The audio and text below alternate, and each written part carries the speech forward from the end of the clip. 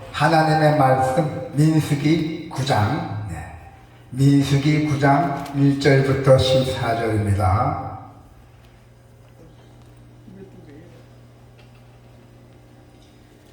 자, 다 같이 우리 한번 하나님의 말씀을 한번 볼까요? 네.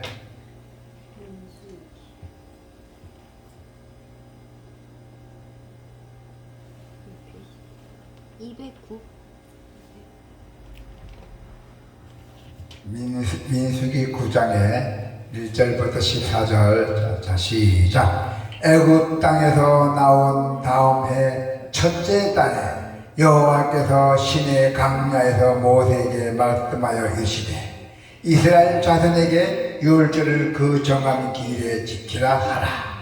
그 정한 기일 곧 이달 14째 날 해질 때에 너희는 그것을 지키되 그 모든 율례와 그 모든 규례대로 지키지니라. 모세가 이스라엘 자손에게 명령하여 유월절을 지키라 하네. 그들이 첫째 달 14째 날 해질 때에 시내 강야에서 유월절을 지켰으되 이스라엘 자손이 여호와께서 모세에게 명령하신 것을 다 따라 행하였더라. 그때에 사람의 신체로 말미암아 부정하게 되어서 유월절을 지킬 수 없는 사람들이 있었는데 그들이 그날에 모세와 아론 앞에 이르러 그에게 이르되 우리가 사람의 시체로 말미암아 부정하게 되었거니와 우리를 금지하여 이스라엘 자손과 함께 정한 기일에 여호와께 헌물을 드리지 못하게 하심은 어찌함이니까. 모세가 그들에게 이르되 기다리라. 여호와께서 너희에게 대하여 어떻게 명령하는지 내가 들으리라. 여호와께서 모세에게 말씀하여 이르시되 이스라엘 자손에게 말하여 이르리라. 너희나 너희 후손 중에 시체로 말미암아 부정하게 되든지 먼 여행 중에 있다 할지라도 다 여호와 앞에 마땅히 유월절을 지키되 둘째 달 14째 날 해 질 때에 그것을 지켜서 어린 양의 무교병과 쓴 나무를 아울러 먹을 것이요 아침까지 그것을 좀도 남겨두지 말며 그 뼈를 하나도 꺾지 말아서 유월절 모든 율례대로 지킬 것이니라. 그러나 사람이 정결하기도 하고 여행 중에 있지 아니하면서 유월절을 지키지 아니하는 자는 그 백성 중에서 끊어지리니 이런 사람은 그 정한 기일에 여호와께 헌물을 드리지 아니하였은즉 그의 죄를 담당할지며 만일 타국인이 너희 중에 거류하여 여호와 앞에 유월절을 지키고자 하면 유월절을 율례대로 그 규를 따라서 행할지니 거류민에게 본토인에게나 그 율례는 동일할 것이니라. 아멘. 유월절은 예가 없는 유월절 준수입니다. 출애굽 보면은 이스라엘 백성에게 하나님의 은혜를 기억하는 유월절은 그 무엇과도 비교할 수 없는 아주 중요한 절기였어요.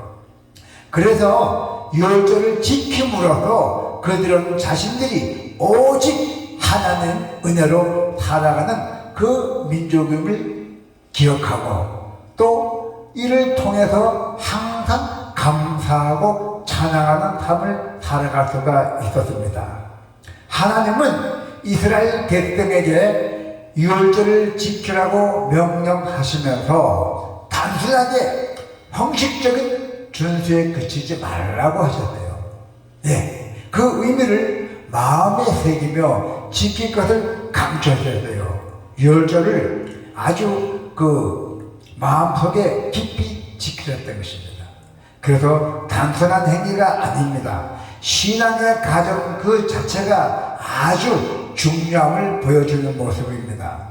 그래서 규정을 지키는 행위는 단순히 의무를 수행하는 것이 아니라 하나님과 관계를 깊게 맺고 또 그분의 구속의 은혜를 우리 마음에 새기는 시간이기도 합니다. 그분의 시간에 그 은혜가 우리 마음에 꼭 새겨야 된다는 것입니다. 그게 시간이에요. 그래서 여러분들도 신앙생활에서 그 결과에만 집중하지 말고 하나님께 순종하는 가정 속에서 우리는 하나님의 뜻을 발견하며 나아가야 한다는 것이에요. 하나님은 우리에게 무엇을 원하는지, 무엇을 감찰하시는지 우리가 발견해야 된다는 것이에요. 이스라엘 백성은 하나님이 모세에게 명하신 대로 유월절을 지켰어요. 또한 여기에 참여하지 못한 부정해진 사람들도 있었잖아요. 그들은 이에 대하여 체념하지 않고 모세에게 정식으로 문의했어요. 나는 부정했으니까 모세도 어떻게 좋겠습니까? 하고 모세에게 정식으로 의논했던 것입니다. 그래서 모세가 같은 때 나 하나님한테 여쭤봐야 된다 했어요. 부정해져 유월절 지키지 못한 사람들이 어떻게 해서든지 유월절을 지키고자 하는 그 열망을 품고 그리고 모세에게 문제를 제기한 것이었어요. 그 모습은 아주 신앙적 갈망을 보여주는 모습이잖아요. 6절에 보니까 그때 사람의 시체로 말미암아 부정하게 되어서 유월절을 지킬 수 없는 사람들이 있었는데 그들이 그날에 모세와 아론 앞에 이르러 문의했던 것이잖아요. 시체가 맺혔다는 얘기야.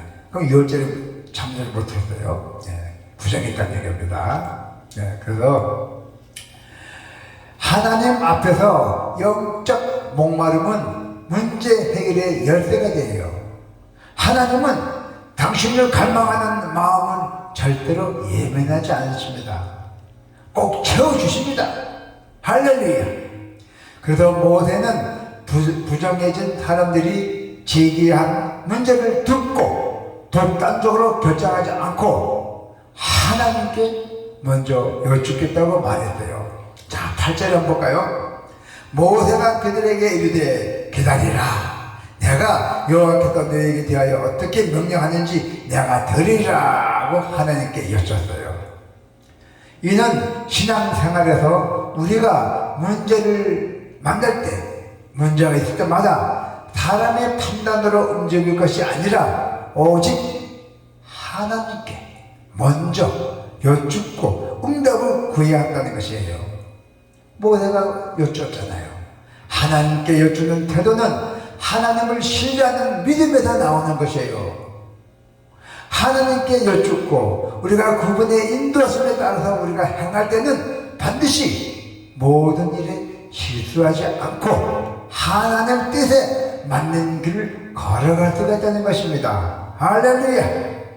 그래서 모세가 어떻게 했어요? 부정해진 자의 그 유월절 준수에 관해서 여쭙니다. 하나님은 정결하지 못하거나 또 혹시 멀리 여행 중인 자라 할지라도 한 달 후에 유월절을 지키라고 명하셨어요. 10절에서 11절 한번 볼까요? 자, 이스라엘 자손에게 말하여 이르라. 너희나 너희 후손 중에 시체로 말미암아 부정하게 되든지 또한 먼 여행 중에 있다 할지라도 다 여호와 앞에 마땅히 유월절을 지키되 둘째 달 14째 날 해질 때에 그것을 지켜서 어린 양의 무교병과 푼 나무를 아울러 먹을 것이요. 이는 유월절 준수가 얼마나 중요한지 아주 중요합니다. 유월절이 최고 큰 문제예요. 그래서 하나님은 유월절 준수에 어떤 예의도 두지 않으셨어요. 이유는 막론하고 꼭 유월절 지켜야 얘기해요. 혹시 부정한 자가 있으면 다음 달에 지켜야 얘기해요. 지금 4월 20일인가 4월 20일이면 부활절이에요. 예수님이 부활하신 날입니다. 이제 며칠 안 남았어요. 유월절이죠. 하나님이 중요하게 여기시는 것은 우리도 똑같이 중요하게 여기며 참여하는 것이 바로 진심으로 참된 신앙생활입니다. 우리 신앙의 우선순위를 분명히 하게 세우고 또 우리 삶에서 하나님의 은혜를 찬양하며 우리가 살아가야 돼요. 할렐루야.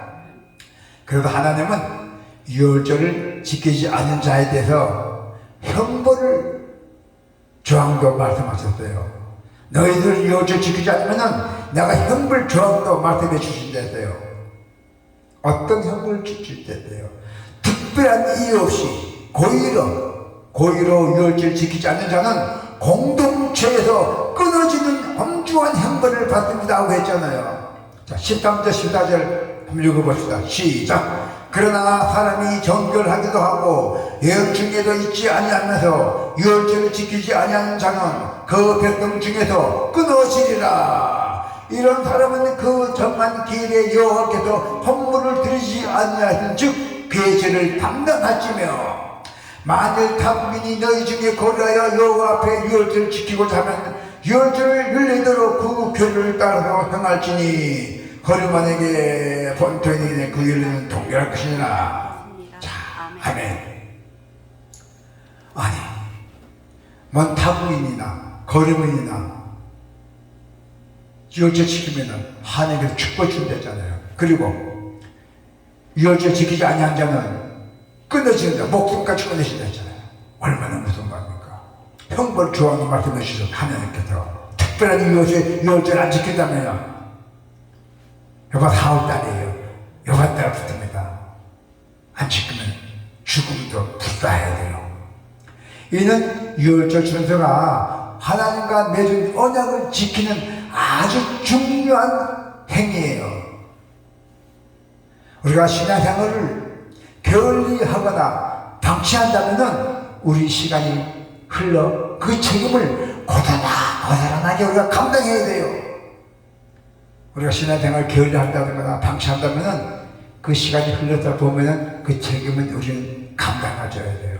어떤 하나님께 형벌받지 못해요. 그 반대로 신앙을 잘 지키면 시간이 흐르고 나중에는 그 신앙이 우리를 지켜줍니다. 그 신앙이 여러분을 지켜준다야 돼요. 그래서 성도 여러분께서는 신앙의 가치를 분명하게 깨닫고 하나님 앞에서 성실하게 신앙을 지켜 나가야 합니다.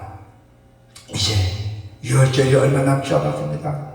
유월절 준수는 이스라엘 백성에게 단순한 절기가 아닙니다. 하나님의 은혜를 기억하고 항상 감사하며 찬양하면서 살아가는 게 그것이 바로 신앙의 중심이에요. 할렐루야. 오늘날 우리도 하나님이 중요하게 여기시는 것이 우리의 우선순위를 두고 그리고 하나님께서 은혜를 주셔서 우리는 그 은혜를 꼭 기억하며 또 우리가 이 세상에 살아가면서 은혜를 기억하며 그 삶으로 항상 찬양하고 기도하며 우리는 멋진 신앙이 되기를 축원합니다. 아멘.